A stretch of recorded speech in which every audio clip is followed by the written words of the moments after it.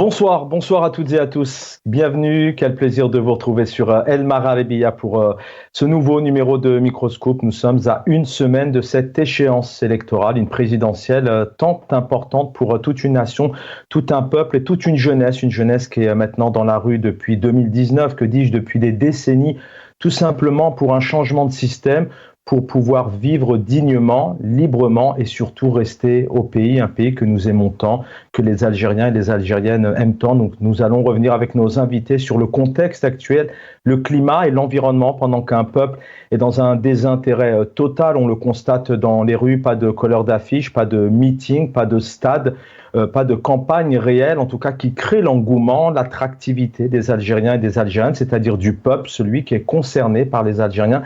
D'un autre côté, il y a des candidats, ces trois candidats, on va y revenir, Abdelmajid Tebboune, M. Hassani et Aouchiche, qui sont tout de même en campagne à se réunir dans certaines villes, notamment dans le sud pour certains. M. Tebboune à Janet, par exemple, concrétiser des projets dans le sud.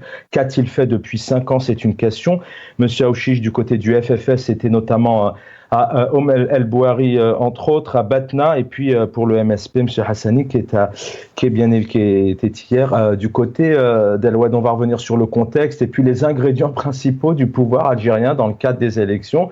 C'est la répression, malheureusement, qui prend des proportions de plus en plus importantes depuis ces dernières heures. Et puis, un des ingrédients principaux, l'ennemi étranger, le complot. Voilà, on écoutera tout à l'heure une vidéo où vous retrouverez plusieurs dirigeants, présidents, chefs d'État, diplomates parler du complot, cette Algérie qui est malheureusement, apparemment en tout cas, touchée par le complot, peut-être de quoi créer de la propagande au sein du peuple. Pour animer, surtout vous apporter quelques éléments de réponse, des réflexions, le plaisir ce soir d'avoir mon ami, confrère, journaliste, éditorialiste politique, fidèle au pays. Il aurait pu faire autre chose aujourd'hui, rester même en Algérie. Il a toujours refusé, je l'assume, il a toujours refusé les avances du pouvoir. Il a gardé sa ligne éditoriale, son éthique auprès du peuple. Jamaldine Benchenouf, bonsoir, cher ami, cher confrère. Bonsoir Chaban, tout le plaisir est pour moi. Je suis content de te savoir rétabli. Tu as une mine radieuse, j'en suis très content. Merci infiniment. Quel honneur de t'avoir, cher Jamaldine, avec nous pendant cette couverture. Azwa Chemrouk, qu'on ne présente plus, militant politique, fidèle à l'émission, jeune, et qui lutte aussi pour un pays libre, un pays digne pour le peuple algérien. Azwa Chemrouk, bonsoir. Bonsoir Chaban, merci pour l'invitation. Bonsoir aux téléspectateurs. Bonsoir à toutes mes salutations à Jamaldine. Et bonsoir à vos invités et à toute l'équipe technique. Merci infiniment. Et avec nous aussi Kamel Mortefi, qui est au Canada, qui nous apporte ses analyses fidèles aussi à l'émission et qui continue la lutte aux côtés du peuple de l'autre côté de la Méditerranée. Kamel Mortefi, bonsoir. Bonsoir Chaban, bonsoir à vos invités, c'est Jamal Benchenouf et Azwa Chemrouk. Bonsoir à l'équipe d'El Mararibia, bonsoir à celles et à ceux qui nous écoutent aujourd'hui. Merci pour l'invitation. Merci infiniment. Je salue mon ami confrère Hussein Gasmi qui a contribué à la préparation de cette émission et qui est avec nous en régie. Jamaldine Benchenouf, je vais commencer par vous, cher ami, tout simplement. Qu'est-ce que vous inspire cette échéance du 7 septembre? Qu'est-ce que vous pourriez nous dire sur ce contexte? Alors, je le disais, d'un côté, il y a ce peuple qui n'a pas le temps, qui aurait tant aimé faire de la politique, s'intéresser à des vrais candidats, pouvoir voir aussi à la télévision des débats sur qu'avez-vous fait, Monsieur Tebboune, depuis 5 ans, mais qu'est-ce que vous proposez, Monsieur Aouchiche, chez vous, Monsieur Hassani, qu'est-ce que vous allez apporter à la jeunesse? Qu'est-ce que vous pourriez nous dire d'abord d'un point de vue général sur le contexte, l'environnement de cette échéance présidentielle? Permettez-moi d'abord de saluer à mon tour vos deux invités, nos deux amis, des militants éprouvés, l'un au Canada, l'autre en France, Kamel et Azwa, que je connais très bien, que j'ai eu l'occasion de côtoyer à travers des émissions Alternative TV, entre autres. Bonjour mon cher ami. Je salue aussi nos très chers téléspectateurs qui nous sont restés fidèles, enfin qui vous sont restés fidèles, Al-Magharibiya, malgré tout ce qui a été entrepris pour la calomnier, pour la montrer du doigt, pour la clouer au pilori de l'infamie, de la trahison, et je passe surtout le reste. Ce que m'inspire ces élections, c'est... Les élections, normalement, ne serait-ce qu'à minima, dans des pays moyennement honorables, je ne parle pas des grandes démocraties, les élections devraient être synonymes de démocratie. C'est le moment par excellence où la démocratie doit s'exprimer à travers des élections sincères, transparentes, où règne une atmosphère de débat, d'échanges fructueux. Ce n'est pas le cas. Ce n'est pas le cas. Comme par hasard, ces élections ont été l'occasion pour la répression d'atteindre un pic. L'occasion pour ces élections de vouloir réduire des acteurs politiques, notamment des militants contre ce régime, au silence, de les mettre en prison, de façon tout à fait outrancière, de façon tout à fait en violation de leurs propres lois, de leur propre constitution, de leur propre réglementation et du bon sens commun, parce que un politicien qui se respecte ne peut pas être aussi outrancier en un moment aussi crucial où il devrait au moins se la jouer démocrate, permettre aux gens de s'exprimer. Je vais vous dire, Chaban, pour vous donner, parce que c'est mieux de temps en temps de donner des exemples. Vous savez, dans ces élections, Tebboune a dépassé, j'allais dire, le mur du son. Mais je préfère dire Hacha Koma, je m'excuse pour le mot que je vais prononcer. Il a dépassé le mur du con.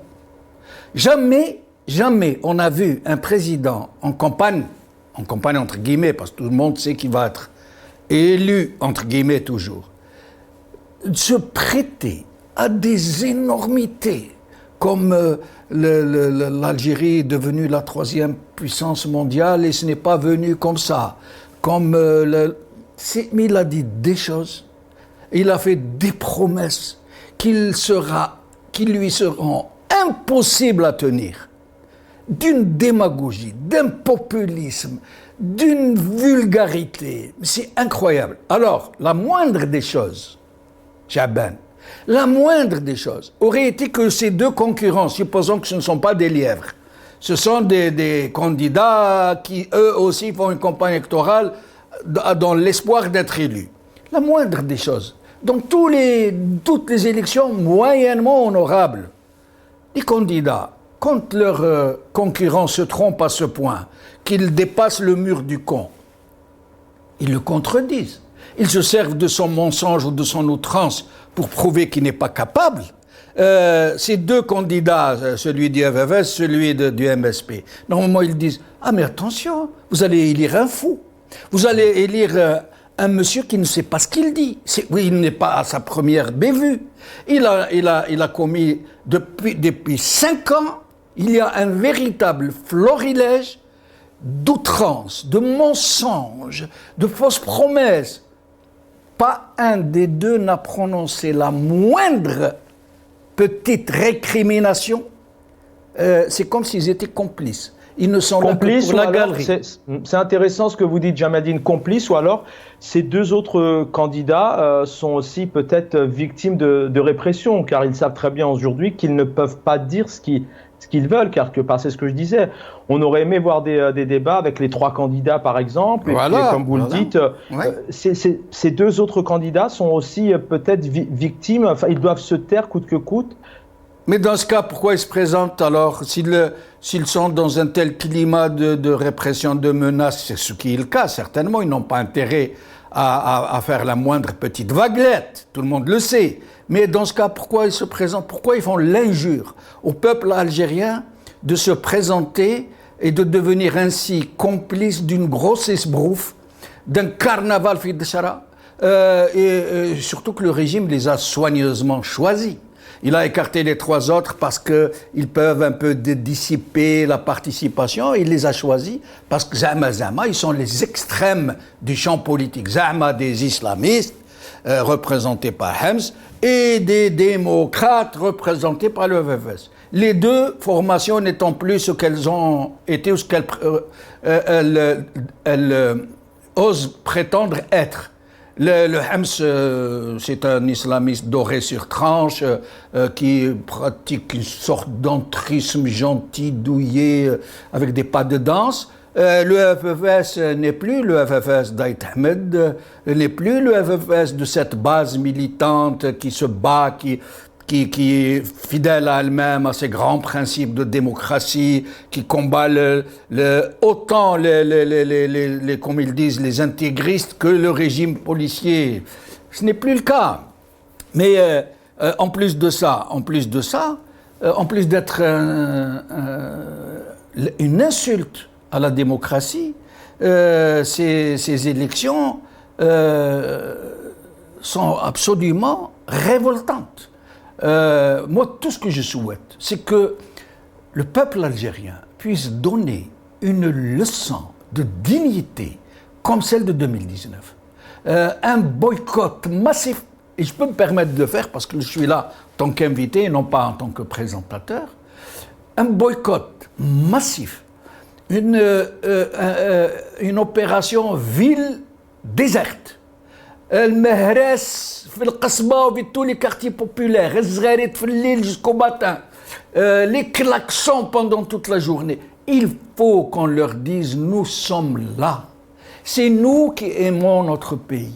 C'est nous qui lui sacrifions tout ce que nous pouvons pour sauver l'avenir de nos enfants, pour laisser ce pays qui a été libéré au prix du sang et des larmes, le laisser vivre.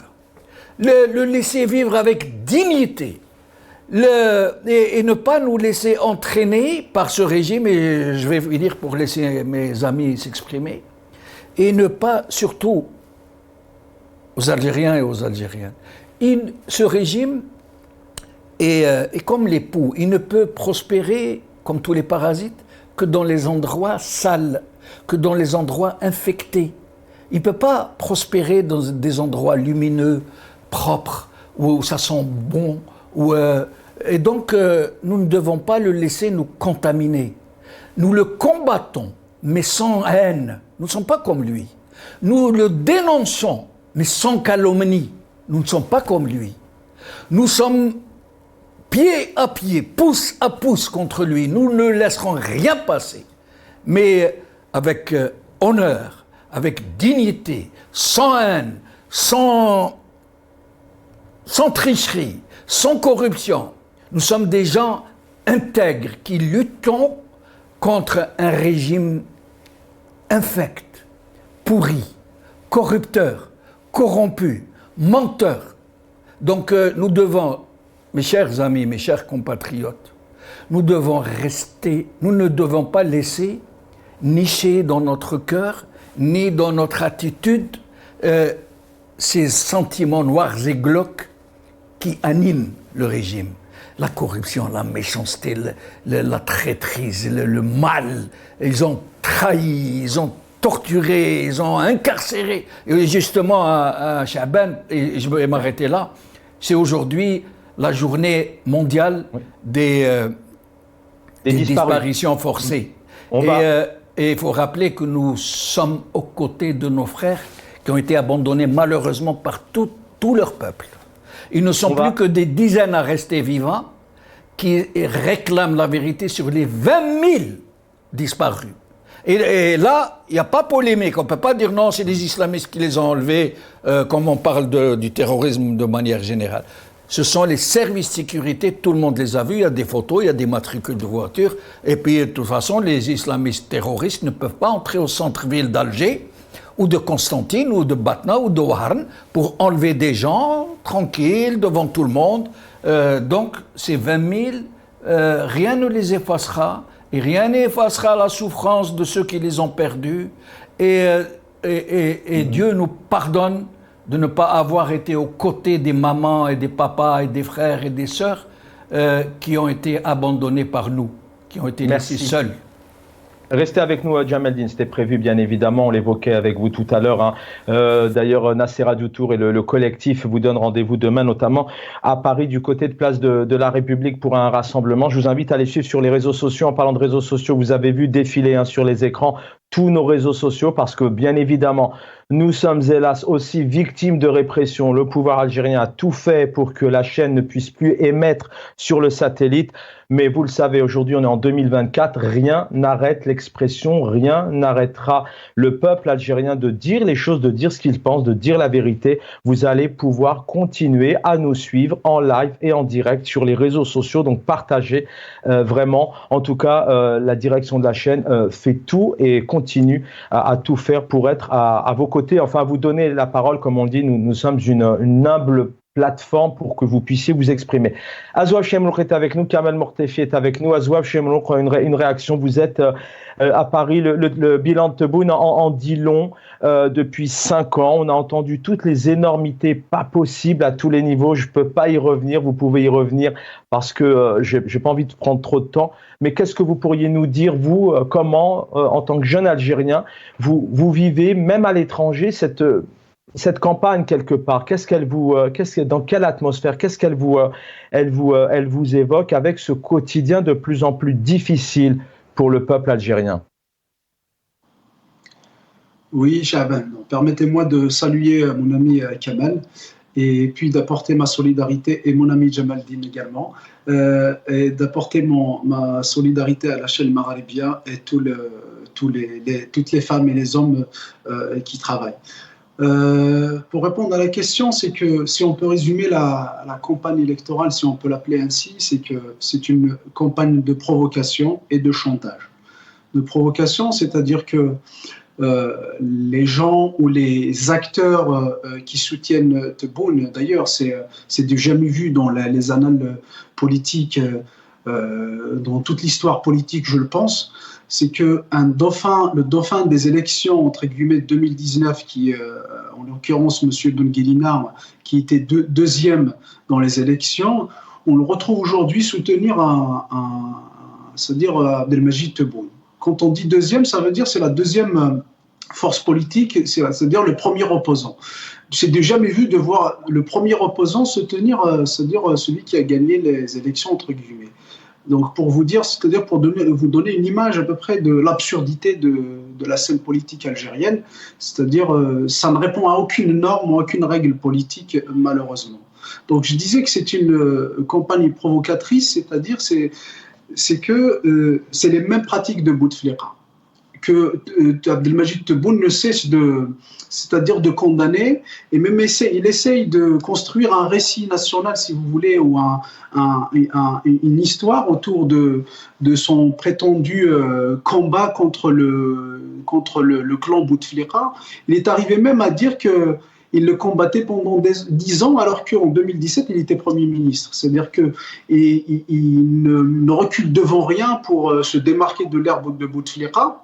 Et comme l'a rappelé tout à l'heure Jamel-Din, c'est-à-dire c'est une guerre d'éléments de langage. Il ne faut pas qu'on laisse ce pouvoir, même s'il a pris le dessus dans certains domaines ou dans certains secteurs, même on le voit aujourd'hui, donc au pouvoir, mais on ne doit pas lui laisser, c'est-à-dire cette guerre d'éléments de langage la gagner.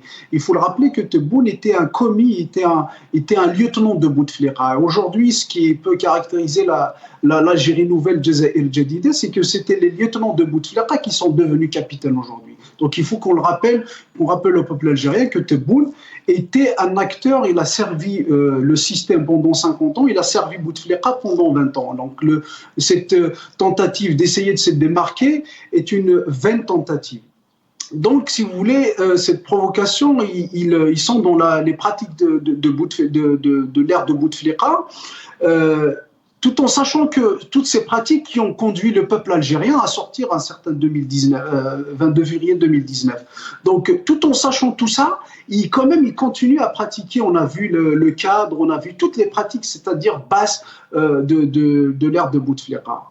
Et aussi, c'est une campagne de chantage et le pouvoir joue le maître chanteur contre son peuple, malheureusement, c'est-à-dire en faisant rappeler les années 90, en faisant rappeler les conflits territoriaux avec le Mali, avec le Maroc, le Niger et la Libye. Donc, si vous voulez, c'est la politique, soit moi, soit c'est le chaos. Donc, un pouvoir qui fait du chantage pour son peuple est un pouvoir, si vous voulez, défaillant, est un pouvoir qui est à court de solutions. Mais si vous voulez, je ne suis pas étonné de la part d'un pouvoir qui a bravé la volonté d'un peuple. Il faut qu'on le rappelle, c'est qu'en 2019, pratiquement tout le peuple algérien était dehors, donc il était contre les élections. Il n'y avait même pas d'élections. D'ailleurs, on a vu des chiffres, même avec le maquillage des autorités, les chiffres étaient vraiment très édifiant et très illustrant de la légitimité de ce pouvoir. Donc, je ne suis pas étonné à ce que ce pouvoir ait recours à ce genre de pratique pour se racheter une légitimité. Et la campagne aussi, il a rappelé tout à l'heure Jamaldine par rapport c'est-à-dire aux concurrents, entre guillemets, aux concurrents. C'est vrai qu'ils auraient dû, ils auraient dû ne pas accepter, si vous voulez, le jeu, mais je pense qu'ils l'ont accepté par conviction ou peut-être parce qu'ils savent qu'ils ne valent rien sur la scène politique algérienne, notamment après 2019, c'est-à-dire beaucoup de partis politiques ont vu leur poids réel dans la société algérienne, donc ils doivent jouer un rôle, c'est-à-dire celui d'opposition de façade pour le pouvoir algérien. Je tiens juste à rappeler un exemple très très édifiant à mon sens, c'est-à-dire on prend deux personnalités politiques. On prend Karim Tabou et M. Yaouchichi, viennent de la même famille politique. Ils prétendent tous les deux défendre l'héritage de Hosni Moualem Ahmed. Comment que ça se fait? On lui ouvre toutes les portes alors qu'il défend l'héritage de Hosni Moualem Ahmed, M. Yaouchichi. On lui ouvre toutes les portes alors que l'autre, on l'intimide, on l'arrête et c'est-à-dire, on lui concocte toutes les condamnations et j'en passe. Donc, pour vous dire que, parce que, en fait, le pouvoir algérien, ce n'est pas si vous voulez, l'héritage politique ou ce que la personnalité ou le parti politique défend, mais c'est ce qui l'arrange, parce que d'ailleurs, il l'a rappelé Jamaldine tout à l'heure, il a ses propres islamistes, il a ses propres démocrates, il a ses propres progressistes, il a ses propres militants de gauche, de droite. Donc, c'est juste pour vous dire que l'absurdité dans laquelle navigue aujourd'hui le pouvoir algérien. Merci. Une réaction à Kamel Mortefi aussi sur ce contexte électoral. Je le rappelle aussi dans particulier, on reviendra aussi sur la situation de la chaîne, puisque aussi c'est une forme de répression. 5 ans aussi qui ont été emporté par un pouvoir qui n'a cessé de faire changer les choses, le 87 bis, des arrestations en veux-tu en voilà. Alors dernièrement, on peut parler bien évidemment de Fethi Reres, de Karim Tabou, d'Ali Belhadj et même son fils, on peut en citer plusieurs. Un mot sur ce contexte électoral, c'est un terme, c'est un qualificatif qu'on doit donner, mais on se rend compte, et Jamaldine Chenou vient de l'expliquer, ce n'est pas une élection comme dans un État normal et démocratique. Kamel Mortefi, sur cette échéance électorale. C'est pas facile de dire quelque chose après les deux interventions de Sidi Jamal Bechnouf et de Chebrouk. Ils ont tout résumé, mais je vais essayer de regarder ailleurs, de faire autrement pour apporter quelque chose de nouveau. D'abord, avant de commencer, je tiens à soutenir, à apporter mon soutien à El Magharibia, qui est la seule chaîne qui a permis et qui permet encore au peuple de connaître la réalité de son pays, d'apprendre des nouvelles et d'entendre toutes les critiques et tous les soutiens. Donc il y a un débat riche et tout ça. Je me demande pourquoi le pouvoir s'entête à la balayer de l'espace médiatique algérien. Donc, mais on le sait pourquoi, parce qu'elle dérange, elle dit la vérité. Et il ne faut pas que le peuple apprenne la vérité, il ne faut pas que le peuple se réveille, il ne faut pas que le peuple connaisse exactement les forfaitures de ce système mafieux, ce système basé sur le mensonge, basé sur le traficoutage, la manipulation des chiffres. Et le peuple algérien, normalement, ils doivent le savoir que depuis le 22 février, il n'est pas dupe. Il l'a démontré des millions sur le terrain. Donc, on clôt le sujet. Maghrébien va vivre tant qu'on est là, tant qu'on intervient, tant qu'il y a des hommes et des femmes qui l'apportent. Il y en aura d'autres médias. On va s'imposer pour porter le message fort au peuple algérien. Parlons de cette élection. Cette élection, moi, je la qualifierais d'une élection toxique pour l'avenir de l'Algérie, de la nation. Elle est toxique parce que elle est porteuse de mensonges, elle est porteuse d'une image noire sur le pays. Parce que quand on ment, quand on trafique les chiffres, la réalité, elle est vécue par le peuple, mais on lui présente quelque chose d'autre dans les discours. Il croit duper qui réellement? Quand le peuple n'avait pas accès à l'Internet durant les années 90 jusqu'à début 2000, le peuple peut-être, il peut croire, il peut se faire berner, il peut se laisser manipuler. Mais aujourd'hui, l'Algérien qui a 5 ans, il a accès à l'Internet, il voit ce qui se passe dans les pays du monde et ils savent que l'Algérie ne peut pas être la 3e force économique mondiale, que l'Algérie ne peut pas avoir un système de santé meilleur que les pays développés. Je ne peux pas dire tout, mais la liste est longue. L'Algérien, il est informé et il ne peut pas être manipulé à ce point. C'est une énième insulte envers ce peuple algérien.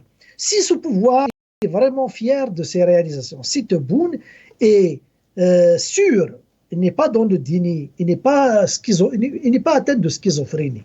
Parce que c'est justement ça qui peut expliquer, en dehors de la manipulation politique, c'est la schizophrénie qui peut expliquer ce comportement. S'ils sont fiers de leur réalisation, alors qu'ils laissent le peuple les remercier, sans fraude, sans rien du tout. S'ils sont convaincus que le peuple est conscient, il est fier, il est content de leur réalisation, qu'ils le laissent leur montrer la porte, qu'ils le laissent le remercier le 7 septembre sans fraude, sans rien du tout. Pourquoi toute cette pression, pourquoi toutes ces arrestations, si ce n'est pas pour cacher la vérité et laisser le mensonge circuler seul dans la rue. Maintenant, on regarde ce qu'ils font tellement, les tebouneries, moi je les appelle les tebouneries, toutes les catastrophes, les discours insupportables de ce candidat du système qui est Tebboune, même eux, ils ne l'acceptent pas. Même eux, ils en ont marre au point de dégager les clowneries, d'effacer les tebouneries par les clowneries de Benguerina. Regarde, ils sont en train de pousser Benguerina à faire le clown pour détourner l'opinion et s'occuper de... Là, je regarde, je vois un peu les réseaux sociaux, ça parle que de Benguerina, ils ont oublié Tebboune. Mais c'est une stratégie, ils sont malins. Ils sont malins parce qu'ils savent que Tebboune n'est pas porteur réellement d'un message, d'une solution, d'un espoir pour l'Algérie, mais ils veulent quand même le faire passer pour continuer encore à gouverner parce qu'ils ont des intérêts. C'est une mafia qui nous gouverne. Alors, ils nous dégagent Benguerina sur la scène, ils sont en train de faire des clowneries. Eh bien, ça amuse la galerie et ça détourne aussi l'opinion. Alors, la solution à ce système, moi je vous le dis, ce pouvoir, il a été isolé durant le premier mandat. Il a été isolé par le peuple, il a été isolé par les compétences. Regardez, moi je ne peux pas vous donner les noms, mais je discute avec des personnalités à qui ce pouvoir a proposé des postes de premier ministre, de ministre. Ils ont refusé. Et c'est des personnalités qui ont réussi en Occident, ailleurs, dans leurs spécialités respectives. Ils peuvent devenir ministres, ils peuvent apporter des solutions à l'Algérie, je vous garantis. On a des forums, on discute. En 5 ans, si ces compétences sont engagées, l'Algérie sortirait de cette crise. Mais non, ils refusent qu'il soit exploité par ce pouvoir. Donc il est isolé par le peuple, il est isolé par les compétences. Qu'est-ce qui lui reste si on lui démontre encore le 7 que le peuple par une ville morte, le peuple, le 7, il doit rester à la maison, à l'intérieur, et ne pas fréquenter les consulats et les ambassades du 2 au 7 septembre. On va lui démontrer encore une fois que le peuple l'a isolé et les cercles ouverts à l'intérieur du système qui sont contre cette bonnerie seront obligés de pousser les plus récalcitrants à aller vers des solutions négociées. Ça veut dire ramener ce pouvoir à négocier avec son opposition, à ouvrir l'espace médiatique et politique, libérer les détenus. De cette façon-là, on peut négocier comment engager une transition démocratique. Et c'est de là uniquement que la solution jaillira pour l'Algérie de demain. Merci. Merci Kamel Mortefi, restez avec nous. On va écouter ici Abdelmajid Tebboune, justement, qui nous dit pas de promesses, mais des engagements. Première fois au monde, on pourra dire deux mots sur ces engagements, ces 54 engagements et ces zones d'ombre juste derrière. On l'écoute et on se retrouve tout de suite après. وفقنا الله في كثير من الأمور وتجسدت وانتم تعرفوا أن أول مرة في تاريخ الانتخابات سواء عندنا أو عن غيرنا ما فيش وعود كاذبة فيه التزامات. Jamaldine Benchenouf est avec nous. Et Jamaldine Benchenouf, on a tout de même l'impression, alors je voudrais aussi avec vous qu'on évoque ce gros dossier que subit l'Algérie malheureusement depuis des décennies, depuis 2019, mais pas que, qu'est la répression. On évoquait avec vous tout à l'heure cette question de solidarité, mais une question aussi que j'aimerais vous poser. Il y a ce peuple aujourd'hui qui subit cette situation. Mais est-ce que quelque part ce pouvoir n'est pas de plus en plus fragilisé, jusqu'à en avoir réellement peur de son peuple? On a vu Abdelmajid Tebboune qui a été dans l'incapacité totale de s'offrir des bains de foule. Trois malheureuses visites, Tindouf, Djelfa et Tizi Ouzou, je crois. Avoir votre point de vue là-dessus, sur cette répression. On pense aussi au 20 août dernier avec Ali Laskri, entre autres, aussi le patron du RCD, l'ancien président Mohsen Belabbas. La liste est longue. Jamaldine, va avoir votre point de vue un peu sur cette répression que subit le peuple, mais d'un autre côté, cette position du pouvoir qui est peut-être de plus en plus isolée, en fait, comme vient de le dire Kamel Mortefi. Ce régime est plus fragile que jamais. Il est réellement sur le point de s'effondrer de tout son long, de tout son poids. Ça se sent, c'est pas la peine d'être sorti d'une grande école pour le voir, ça se voit quand on ment avec une telle outrance, c'est qu'on n'est pas très sûr de soi, c'est qu'on n'est pas sûr d'avancer de vrais chiffres, quand on n'aligne que des faux chiffres, aussi grossier, 35 milliards de produits agricoles en 2002 dont on ne voit pas où sont ces 35 milliards, 25 milliards en 2021 dont on ne voit pas où ils sont partis, un PIB de 400 milliards qui comme nous l'a expliqué un invité récemment, a été augmenté artificiellement en usant de la rente informelle, de l'économie informelle, et avec un chiffre qui laisse quoi? C'est comme ils disent 97 milliards de dollars, l'économie informelle.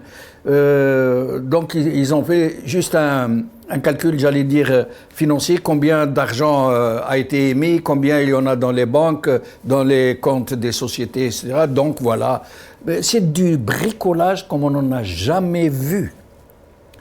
Et ce régime, il suffirait, justement, c'est pour ça que nous tous qui méditons, qui nous engageons, qui essayons de résister, qui essayons d'appeler nos frères, nos camarades à nous rejoindre, nous savons que s'il y a un autre boycott massif, s'il y a un autre Hirak comme celui de 2019, mais cette fois-ci beaucoup plus engagé, avec une feuille de route, avec des hommes qui vont sortir pour cristalliser une véritable organisation, un front, composé de toutes les forces, alors ce régime, c'est de lui-même que va sortir la proposition de... Mais Jamaldine, vous qui connaissez effectivement bien les arcanes du système, qui avait vraiment, comme on dit, un peu roulé votre boss et qui avait longtemps écrit, vous connaissez quand même, vous avez certaines expériences. Qu'est-ce qu'on peut dire aujourd'hui au peuple algérien qui nous écoute? Effectivement, d'un côté,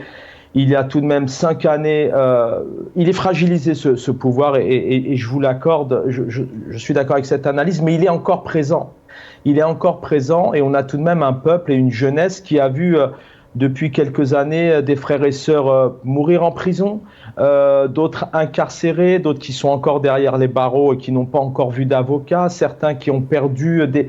Qu'est-ce qu'on pourrait leur dire justement? C'est quoi? C'est qu'une révolution, ça prend du temps, c'est long, qu'il ne faut rien lâcher, que tout est possible. Qu'est-ce que vous pourriez leur dire justement en disant oui, c'est possible. Aujourd'hui, il y a encore des citernes en plastique en 2024 en Algérie sur les façades des immeubles, mais il y a encore des haragas énormes qui meurent en mer, mais les choses peuvent changer. Jamaldine. Oui, vous avez très bien résumé la situation. Effectivement, au sein de ce régime, il y a un État virtuel. Nous disons toujours système, régime, on ne parle jamais d'État. Mais en réalité, en filigrane, à l'ombre de ce régime mortifère, médiocrate, il y a un État avec de grands serviteurs de l'État, dignes, intègres, propres, qu'on ne voit pas, qu'on ne connaît pas parce qu'ils ne sont pas visibles, parce qu'ils auraient trop honte de s'afficher aux côtés de ces flibustiers. Pardonnez-moi le terme. Mais ce sont des gens qui attendent leur heure pour se mettre au service de la nation.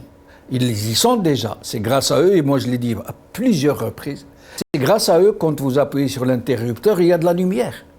Que lorsque vous ouvrez le robinet, il y a de l'eau, malgré la sécheresse, la mauvaise gestion et tout. Qu'il y a de la sécurité, un minimum de sécurité. Qu'il y a un minimum de choses qui fonctionnent. C'est grâce à eux. Ce régime, en tant que tel, en tant que bricoleur, en tant que besogneux juste en façade, il n'est capable de rien. Il ne peut rien produire, il ne peut rien donner. Il branche sa voracité sur la mamelle nationale pour se sustenter et arroser les copains coquins, pour qu'ils soient autour de lui, des alliés objectifs, des alliés naturels, mais lui ne peut rien. Et donc nous, si on aide ses frères, les grands serviteurs, les grands commis de l'État, qui sont l'État véritable, qui sont l'État parallèle, si on les aide, si on leur dit « nous sommes là avec vous, vous avez notre confiance, débarrassez-nous de ce monstre, de ce vampire », eux, de l'intérieur du système, demain, avec la force populaire, ils pourront, eux, présenter une initiative transitionnelle. Eux, ils disent, oui, nous sommes du côté du peuple, le moment est venu de négocier pacifiquement avec les pires, avec les plus grands monstres, y compris ceux qui nous ont tués, qui nous ont emprisonnés, qui nous ont torturés.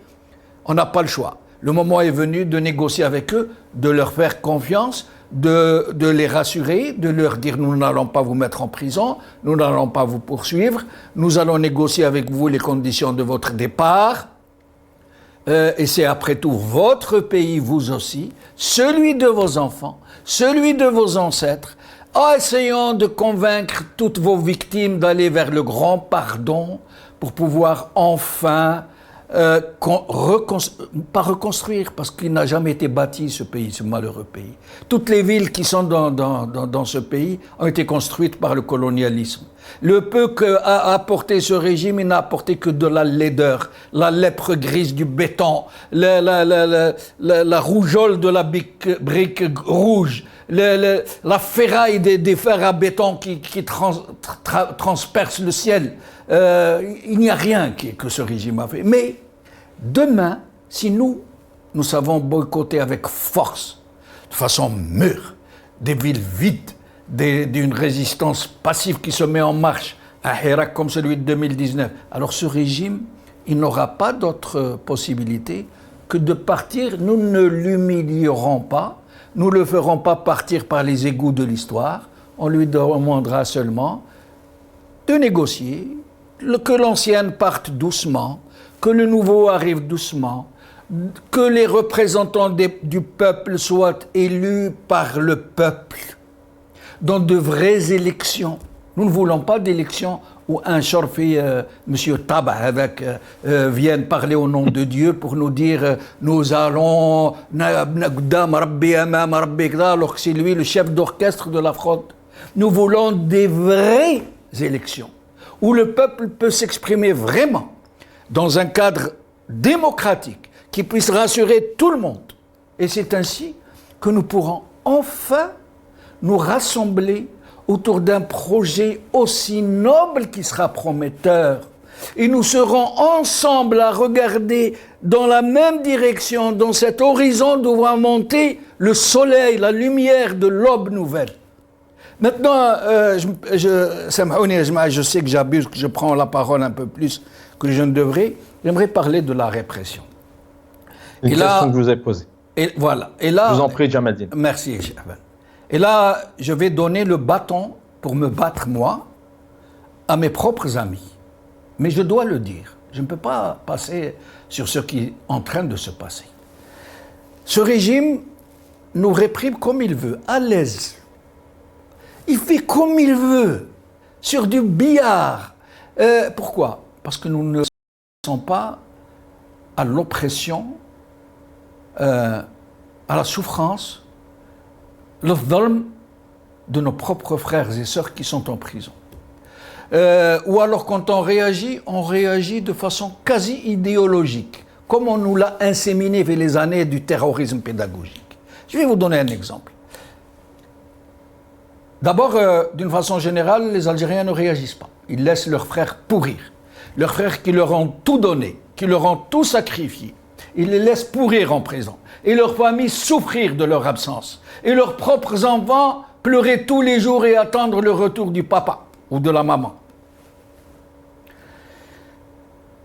Mais plus que ça, même les militants qui se mobilisent pour dénoncer, c'est deux poids, deux mesures.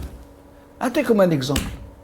Fethi Gharras, le grand militant, l'homme, le révolutionnaire idéal, vrai, sans œuf. Tout le monde a dénoncé son arrestation ou ses arrestations. Karim Tabou Kif. Ali Belhaj Walou, Oueldou Walou. Alors que c'est des démocrates. Ce sont des gens qui se revendiquent de la démocratie, de la justice, du droit. Lorsque moi, par exemple, entre autres, je les défends, on me traite d'islamiste ou de crypto-islamiste. Je n'ai rien à voir avec les islamistes, rien. Je ne suis pas d'accord avec eux. Je ne suis pas d'accord avec leur vision politique. Mais je les soutiendrai tant que Mazloumin, comme je l'ai déjà fait dans le passé. Mais ça, Jamaldine, non, pardon, juste Chaban. Pardon, Allah samahni. Je vous en prie. Ali Belhaj, ils l'ont broyé, ils l'ont déchiqueté. Ils ont... pour l'identifier. Alors que pour identifier, c'est l'ADN. Non, ils voulaient le voir souffrir. Pourquoi on ne le soutient pas?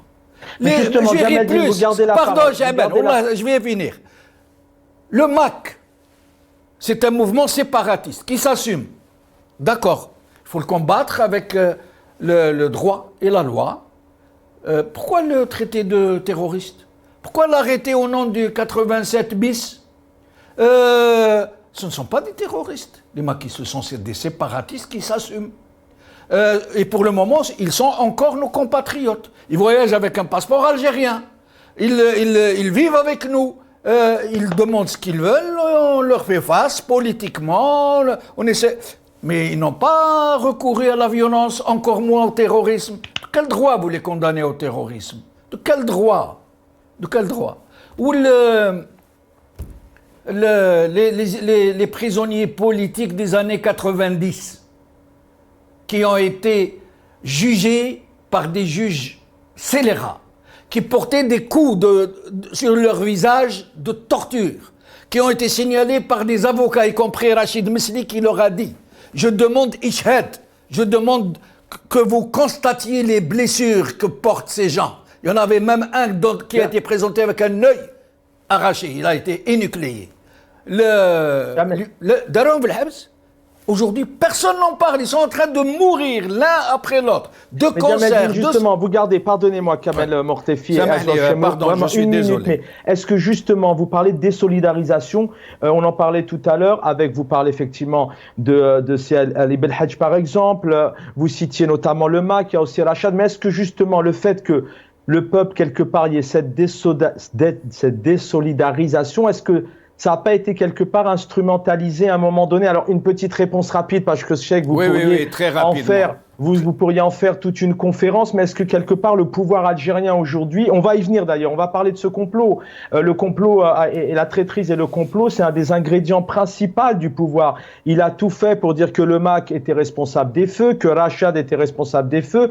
Je voudrais pas qu'on y revienne, c'est pas le moment, mais la décennie rouge, les islamistes sont responsables. Le pouvoir algérien de tout temps et peut-être, enfin votre réponse est responsable peut-être de cette instrumentalisation, de ces messages qui malheureusement aujourd'hui sont quelque part ancrés dans les mœurs et le peuple a été conditionné. Oui, certainement, Chaban, nous le savons tous très bien. L'opinion publique a été conditionnée, elle a été inséminée, elle a été plongée dans un coma politique. Le terrorisme dans les années 90, le premier acteur du terrorisme pédagogique, c'est le régime lui-même. Alors que le vrai terroriste pyromane qui brûle les forêts, c'est lui. Le terroriste médiatique qui avait même basse sur la presse tout entière, c'est lui. Le terrorisme politique qui fraude aux élections de façon quasi outrancière, c'est lui. Le terrorisme économique qui consiste à organiser la prédation, à piller les biens du peuple et à les exfiltrer à l'étranger, c'est lui. Le terrorisme génocidaire qui a entraîné la mort de 250 000 Algériens et Algériennes, 20 000 disparus, 1 million de déplacés, c'est lui. Donc, c'est clair. Ce qui nous manque aujourd'hui, c'est qu'il y ait un média, une voix assez forte pour expliquer aux Algériens cette situation. Et c'est pour ça que maintenant, ils sont décidés à étouffer la voix de Maghrébia.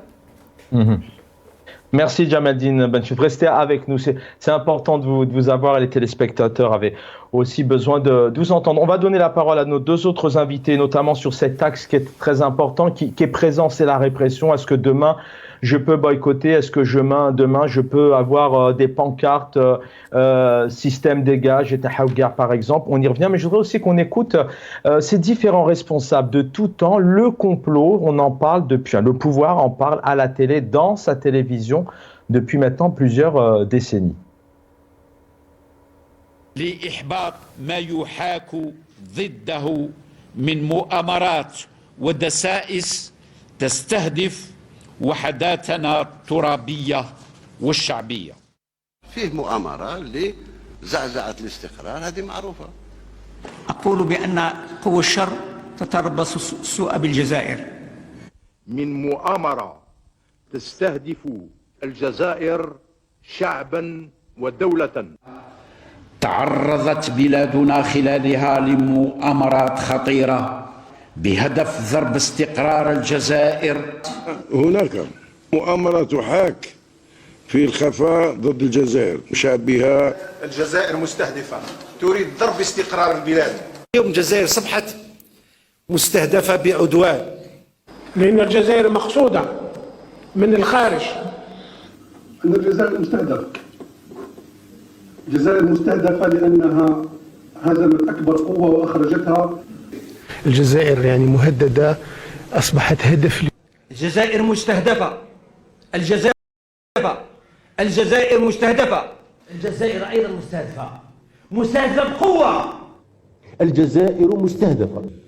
لسنا مستهدفين فقط من بعيد، إنما كذلك أننا مستهدفون عن قريب على أن الجزائر مستهدفة. الحملات المسمومة والدعايات الهدامة والمناورات الخبيثة التي تهدف إلى الإخلال باستقرارها. لماذا يريدون استهداف الجزائر؟ ولما نقول نحن مستهدفون ونحن في الأجندات، إذا قالوا لنا راكم تخوفوا فينا، نعم نخوف. De retour sur le plateau, on va revenir avec vous, Jamaldine, dans quelques instants sur cette situation du complot en général. Il y a même le nouvelle série qui vient de sortir avec le Star Six derrière Tebboune. Vous allez nous en dire deux mots. Ils sont avec nous, ils sont à l'étranger, ils subissent aussi la répression. Leurs familles, je voudrais qu'on ait une pensée aussi aux familles, aux personnes qui sont à l'étranger, qui ne peuvent plus partir notamment au pays parce qu'ils sont militants. Azouaw Chemrouk et Kamel Mortefi, Azouaw, un mot avec vous tout de même sur cette répression qui est présente. On peut avoir une pensée pour Mohamed Taferka, Kamira Naïtsid aussi par exemple. Ils sont très nombreux qui subissent aujourd'hui la répression, mais c'est aussi ça le peuple. Peut-être un mot sur ces dernières arrestations, notamment dans le cadre du 20 août dernier.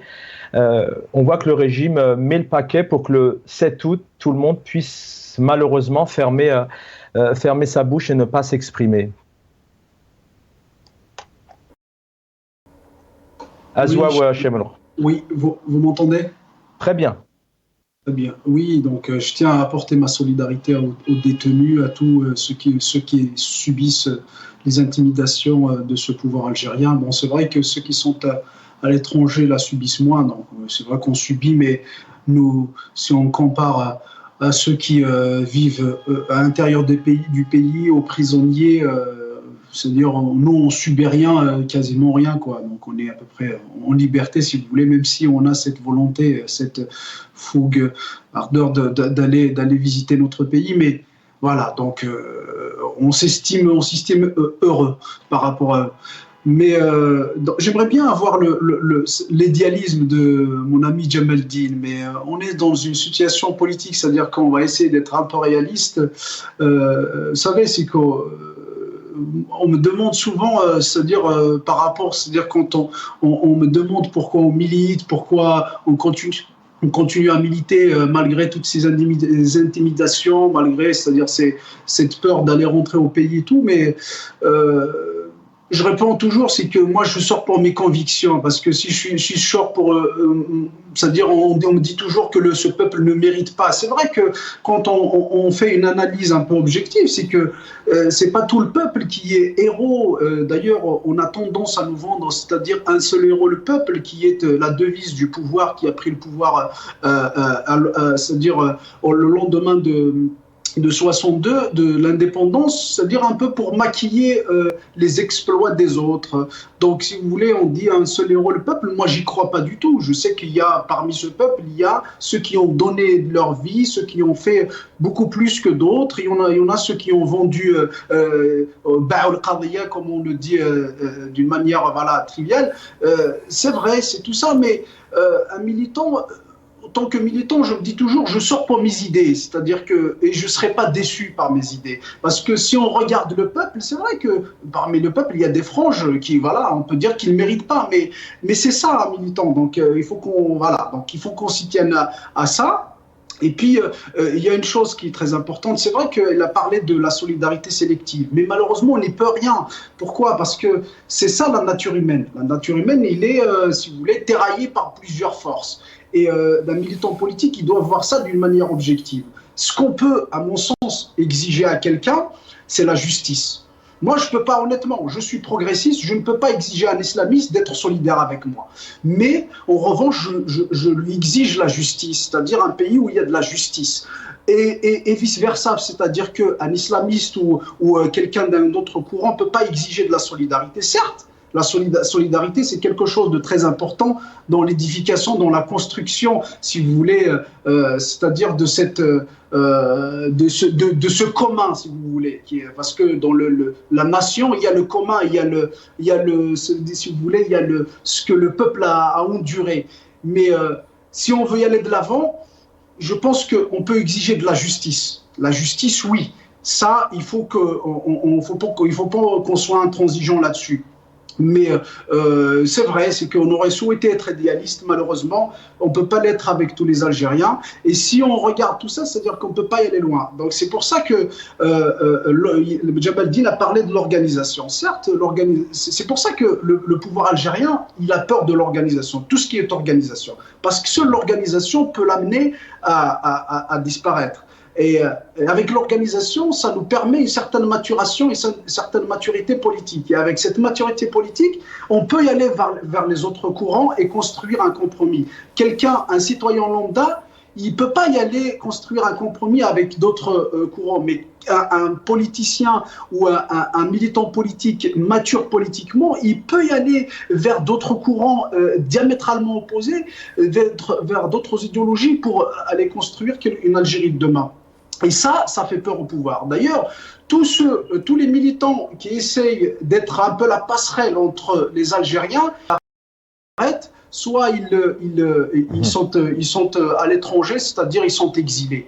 Donc, si vous voulez, l'organisation est très importante pour y aller de l'avant. Après, il est aussi, j'aimerais bien aussi avoir l'idéalisme de mon ami Jamal, c'est-à-dire dans le sens où il a parlé des gens, l'État parallèle. Certes, mais l'État parallèle, il faut savoir, c'est que les services ils ont infiltré, c'est-à-dire toutes les sphères de l'État algérien, que ce soit les sphères politiques, les sphères économiques. Aujourd'hui, il le fait pas en cachette. Et aujourd'hui, il le fait aussi au vu de tout le monde. C'est-à-dire aujourd'hui, il y a une loi qui a été promulguée où les militaires, ils ont la possibilité d'être aux commandes dans les entreprises publiques. C'est-à-dire, pour vous dire, l'état de l'infiltration et la militarisation de toutes les sphères. Et c'est ce qui laisse, donc, ces infiltrations ont semé la paranoïa au sein de tous les services, au sein de toutes les sphères. C'est ce qui est un peu handicapant pour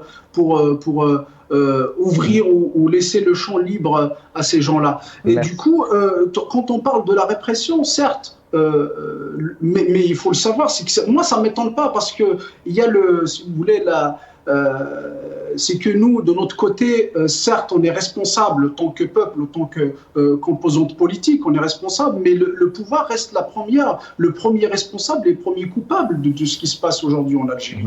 Donc, il faut le rappeler, c'est une guerre d'éléments de langage, c'est que c'est ce pouvoir-là qui a fait en sorte à ce que ce pourrissement soit là aujourd'hui. Est-ce que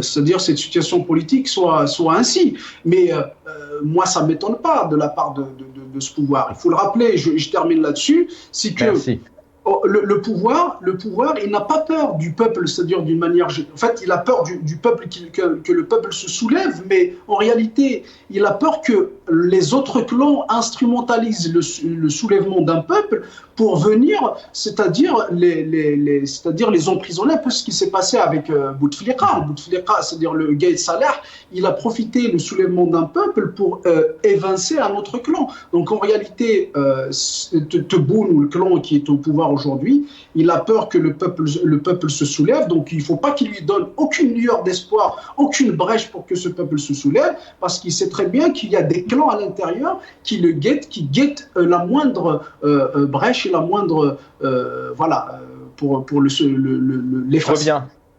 Je reviens à vous, le temps passe très très vite. Kamel Mortefi, tout de même une réaction sur cette répression qui est présente. Voilà ce que dit l'APS aujourd'hui. Le Hirak, une leçon de pacifisme venant de l'Algérie qui se releva en organisant une élection présidentielle en décembre 2019. L'APS, donc, qui s'accapare le Hirak en lui donnant le crédit d'avoir organisé une élection qui a totalement été boycottée. Et puis, bien évidemment, juste derrière, je vous passe le détail. Une fois à la tête du pays, le président Tebboune s'est attelé à reconstruire les institutions. Il y a toute une série. Je vous laisse vraiment, si vous avez une minute, d'aller le lire, mais rien de nouveau. C'est toujours en campagne pour Tebboune, l'APS. Mais Kamel Mortefi, voilà, il y a cette accaparation du Hirak, mais ce Hirak qui est quand même de plus en plus réprimé. On le voit, les médias sont réprimés, personne ne peut s'exprimer, alors que cette révolution, elle a donné un ton. Tout le monde était réuni pour un changement de système. rapidement, ce que je peux apporter comme témoignage, je l'ai vécu à l'étranger et puis je l'ai vécu aussi à l'intérieur durant le Hirak. J'ai vu la méfiance du peuple algérien, le peuple du Hirak, celui qui a marché, sa méfiance envers tout ce qui vient de l'étranger, tout ce qui peut être une source de manipulation de ce processus révolutionnaire. Donc le peuple était conscient des dangers de manipulation de l'étranger et tout ça. Donc c'est pour ça qu'il a installé des garde-fous. Des fois, ici, même dans l'immigration, on rédige des déclarations pour les envoyer à la presse étrangère, pour les envoyer au gouvernement des différents pays là où on réside. Des Algériens se montrent allergiques, se montrent comme si pour éviter la manipulation et tout ça. Ça, c'est pour dire que les accusations du pouvoir qui disent que les Kharijiyya sont en train de manipuler le peuple pour déstabiliser le pays, ça c'est un mensonge. Le peuple algérien, il est immunisé, tellement immunisé contre la manipulation étrangère pour déstabiliser son pays. Donc, soyons certains qu'il n'y a pas de danger étranger à l'extérieur. Les puissances étrangères qui nous entourent ou nos voisins, soi-disant, qui se présentent comme un danger pour le pays, savent que 20 millions d'Algériens qui ont marché dans le Hirak, c'est 20 millions de soldats qui pourront défendre leur pays demain s'ils s'aventurent à s'attaquer directement à nous. Ils le savent, durant la guerre de libération, nous n'étions pas 10 millions, nous étions quelques millions. Avec ça, combien d'Algériens se sont engagés dans la guerre pour faire sortir la 4e puissance mondiale qui est la France. Donc, le peuple algérien, il est connu et personne ne s'aventurera à le menacer, à déstabiliser son pays. C'est un discours mensonger qui est en train d'être déployé par ce pouvoir. Maintenant, par rapport à la répression, nous la subissons tous.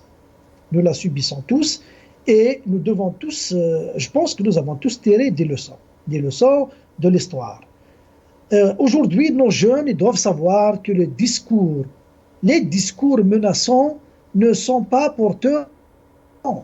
Ce sont les discours rassurants, positifs, qui peuvent ouvrir la voie d'une transition démocratique pour demain, rassurer ceux qui veulent le changement à l'intérieur du système. Je ne suis pas d'accord avec mon ami Ben Chenouf qui demande à ce qu'on soutienne tout le monde. Ce n'est pas un soutien idéologique. Moi, je vous le dis, je suis du RCD. J'étais du RCD, je suis dans la mouvance démocratique laïque. Nous avons soutenu tout le monde. Mais ne me demandez pas de soutenir ça, Ali Ibn Hajj, s'il vous plaît. Ali Ibn Hajj, si j'étais à sa place, j'aurais pris le côté, je me retire de la politique parce qu'il Alors le temps passe vite, mais peut-être entre adhérer à des idées. Non, pour ne pas laisser des malentendus, je dois terminer mon intervention. Je ne soutiens pas Ali Ibn Hajj. Pourquoi?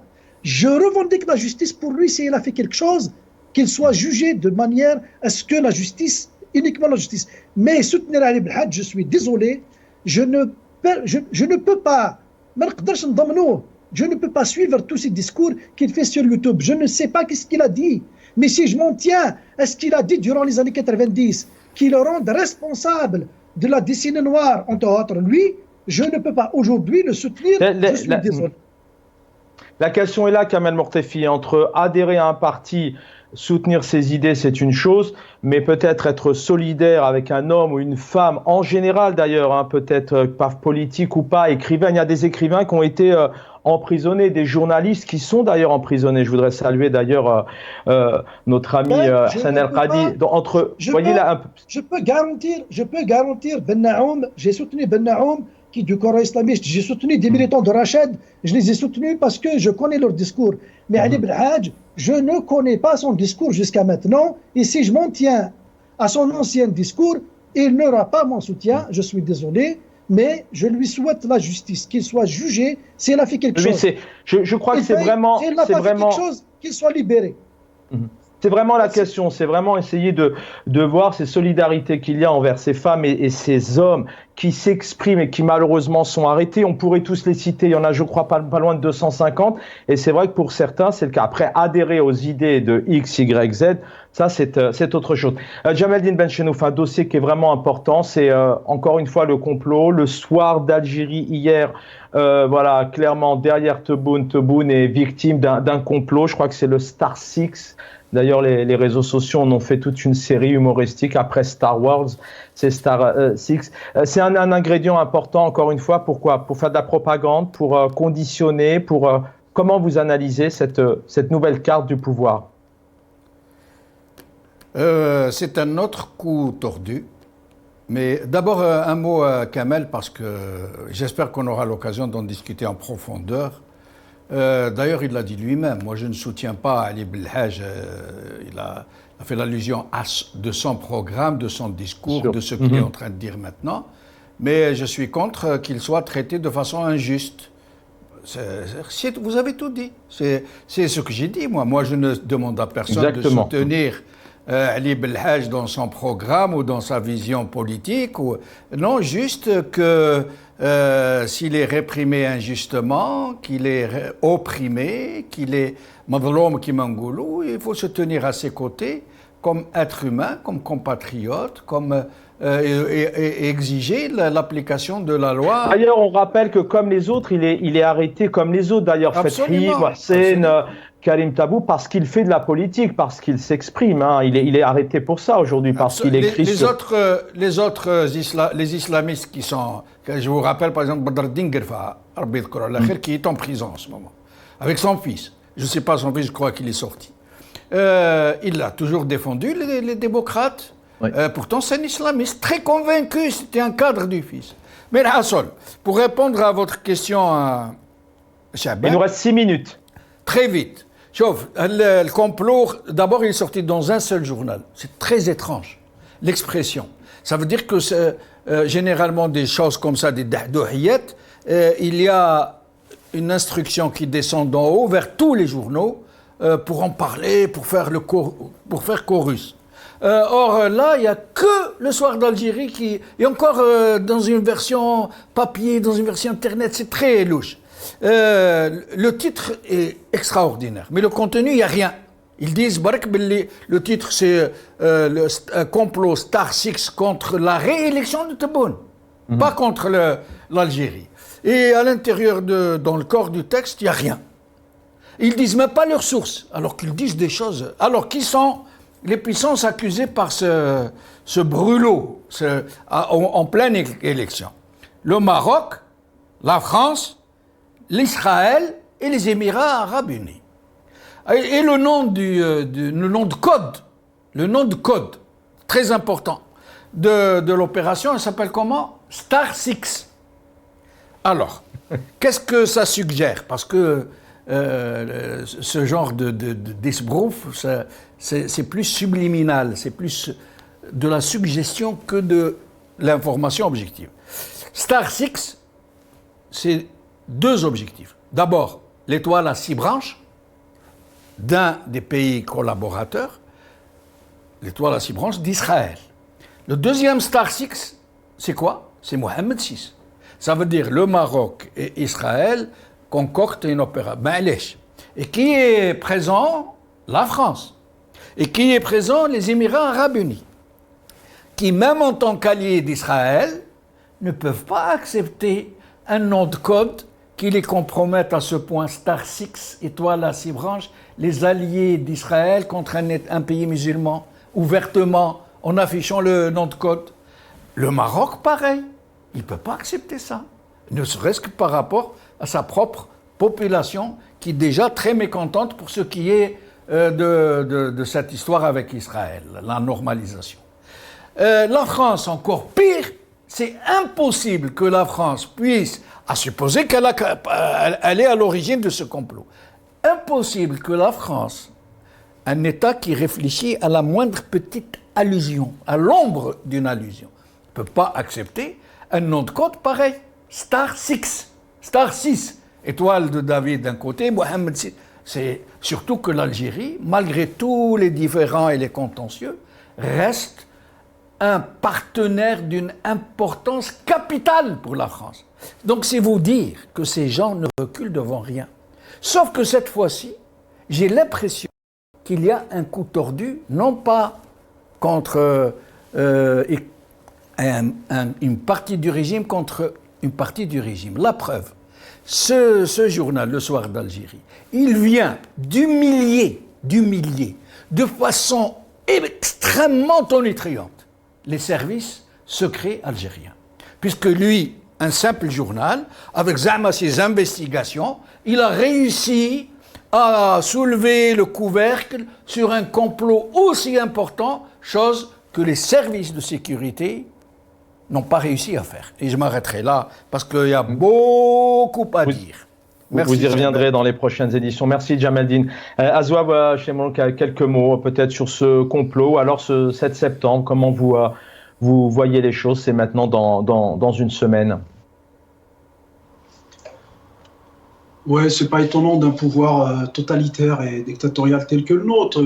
C'est des complots généralement. Vous l'avez montré tout à l'heure dans la séquence de tout à l'heure où il parlait de tous les présidents qui se sont succédés à la tête de la présidence algérienne. Enfin, pas que. Donc tout le long du pouvoir ont toujours ce disque de main étrangère, de complot.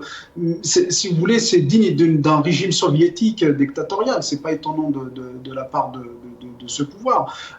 Il faut le rappeler, c'est qu'à mon sens, c'est que le seul complot pour l'Algérie, c'est le pouvoir algérien. C'est-à-dire que c'est le pouvoir et les tenants du pouvoir. Donc c'est le seul complot depuis 62.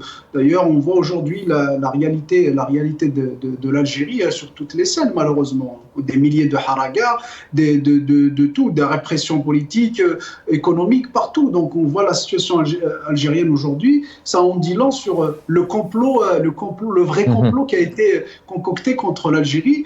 Et pour vous dire que, il l'a rappelé tout à l'heure, Jamaldine, c'est que c'est pas dans l'intérêt de la France ou du Maroc même, parce qu'il faut le rappeler, c'est que paradoxalement, c'est que le pouvoir algérien et le pouvoir marocain sont les meilleurs ennemis. C'est-à-dire qu'ils jouent un rôle parce que pour se préserver, pour se pérenniser, ils doivent jouer le rôle de meilleurs ennemis. C'est-à-dire qu'ils ne vont pas s'entretuer, mais ils vont être là pour se légitimer mutuellement. Donc Israël également, c'est-à-dire, il faut le rappeler, c'est que les pouvoirs dictatoriaux arabes ou dans le nord-africain ou dans le Moyen-Orient, c'est du pain béni pour Israël. Ça sert beaucoup plus leurs intérêts que le contraire. Donc tout ça, c'est-à-dire c'est de l'esbrouf, c'est-à-dire pour un peu de la poudre aux yeux pour un peu dévier l'opinion. Et la France aussi, c'est-à-dire l'Europe, ça sert, le pouvoir actuel, ça sert beaucoup plus les intérêts de la France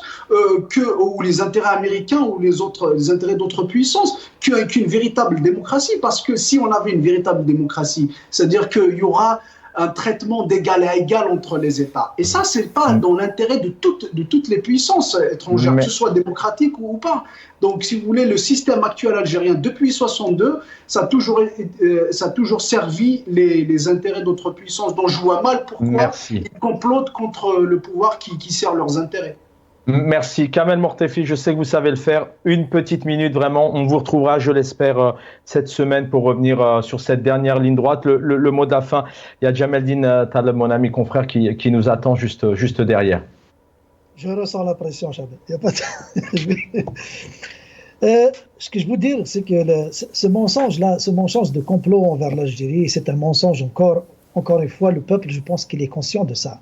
Parce que si les puissances comme la France, l'Israël et encore le Maroc qu'ils veulent utiliser pour nous déstabiliser, il suffit juste d'organiser un embargo envers l'Algérie parce qu'on importe tous les produits alimentaires, tous les produits pharmaceutiques, tout ce qui est vital pour l'Algérie, il est importé de l'étranger.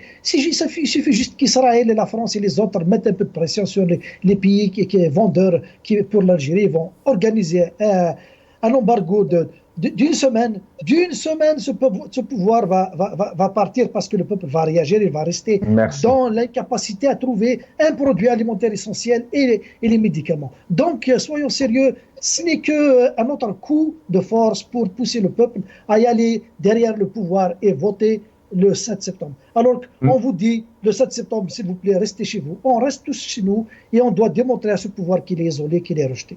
Merci pour l'invitation. Le boycott est au rendez-vous. Merci à tous les trois, Zawed Chemlouk, merci Kamel Mortefi, merci Jamaldine Benchenouf, merci, plaisir de d'avoir si vous permettez, retrouvé. Alors rapidement, vraiment très rapidement, d'abord, parce je que c'est vous. m'excuse d'avoir pris l'essentiel du temps à mes deux amis, je suis vraiment désolé. Mettez ça sur le compte de l'âge et du radotage. Mais sinon, j'aimerais dire une chose pour apporter de l'eau au moulin de Azwaou. Effectivement, les quatre pays qui sont cités, Israël, le Maroc, la France et les Émirats arabes unis, ils ne sont vraiment pas géniaux de faire un complot à Tebboune, parce qu'ils ne pourront jamais trouver un allié objectif comme lui. Depuis qu'il est au pouvoir, l'Algérie n'existe plus dans le Sahel. L'Algérie fait bourde sur bourde, elle se décrédibilise. Donc, s'il y a quelqu'un, des alliés naturels, objectifs pour Tebboune, c'est bien les pays qui ont été cités. Merci beaucoup. Merci infiniment. On en a longuement parlé dans les 5 années, une diplomatie catastrophique qui navigue à vue, un pays qui s'est énormément isolé. Merci infiniment à tous les trois. Dans quelques instants, même si je salue profondément Jamaldine Taleb, c'est Salim Saïd que vous allez retrouver demain, donc à partir de demain, notamment depuis hier, mais aussi pendant tout le week-end. Donc les disparus vous donnent rendez-vous, le collectif des disparus vous donne rendez-vous, notamment demain à partir de 11h, place de la République. D'ailleurs, on se souvient d'Abdelaziz Bouteflika lorsqu'il avait dit à une maman, mais vous pensez que votre fils est caché dans ma poche. C'est une forme aussi de mépris et de répression. Suivez-nous sur les réseaux sociaux, la chaîne continuera à vos côtés. On vous donne la parole, partagez, suivez-nous sur tous nos réseaux sociaux. Bonne soirée à tous. C'est demain soir Nasser Djoudi que je salue bien fort. Bonne soirée.